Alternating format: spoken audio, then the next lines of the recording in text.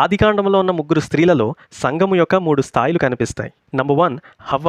హవ్వ సంఘము యొక్క ఆరంభానికి సాదృశ్యంగా ఉంది. ఆదాము క్రీస్తుకి సాదృశ్యం అయితే హవ్వ సంఘానికి సాదృశ్యం.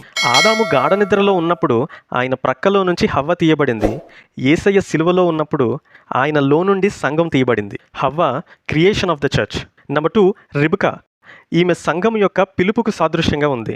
అబ్రహాము దాసుడైన ఎలియాజరు అన్యప్రాంతమైన హారానులో రిబ్కాను చూచి ఆమె తల్లిదండ్రులతో ఈమెను నాతో కూడా పంపించండి అని అడిగినప్పుడు ఆమె తల్లిదండ్రులు రిబ్కా దగ్గరికి వెళ్ళి ఈయనతో కూడా వెళతావా అని అన్నారు. అయితే రిబ్కా వెంటనే వెళ్తాను అని సమాధానం ఇచ్చింది. రిబ్కా తన పాత జీవితాన్ని విడిచిపెట్టి ఇస్సాకును చేరుకోవటానికి ఎలియాజరుతో తన సుదీర్ఘ ప్రయాణాన్ని మొదలుపెట్టింది. అయితే రిబ్కాను ఇస్సాకు దగ్గరికి చేర్చడానికి ఎలియాజరు తనకు తోడుగా ఉన్నాడు. అదే విధంగా పరిశుద్ధాత్ముడు మన దగ్గరికి వచ్చి మన హృదయాలను సంధించినప్పుడు మనం కూడా మన పాత జీవితాలను విడిచిపెట్టి యేసయ్యను చేరుకోవడానికి మన సుదీర్ఘ ప్రయాణాన్ని మొదలుపెట్టాం. మనల్ని క్షేమంగా నడిపించడానికి పరిశుద్ధాత్ముడు మనకి తోడై ఉన్నాడు. నంబర్ 3 ఆసెనతు.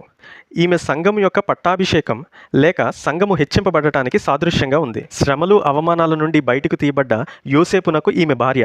యోసేపు క్రీస్తుకు సాదృశ్యం అయితే ఆసెనతు సంఘానికి సాదృశ్యం. ఆసెనతు ఒక అన్యురాలు.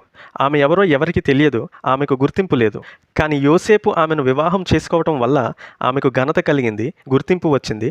పరిశుద్ధ గ్రంథములో ఆమె పేరు లిఖించబడింది. అలాగే అన్యులమైన మనకి కూడా ఏ గుర్తింపు లేనప్పుడు యేసయ్య ఆయన వధువుగా మనల్ని చేసుకున్నాడు. మనకి ఘనత గుర్తింపు తీసుకుని వచ్చాడు. జీవ గ్రంథంలో మన పేర్లు లిఖించాడు. హవ్వ క్రియేషన్ ఆఫ్ ద చర్చ్, రిబ్కా కాలింగ్ ఆఫ్ ద చర్చ్, ఆసెనతు కోరనేషన్ ఆఫ్ ద చర్చ్.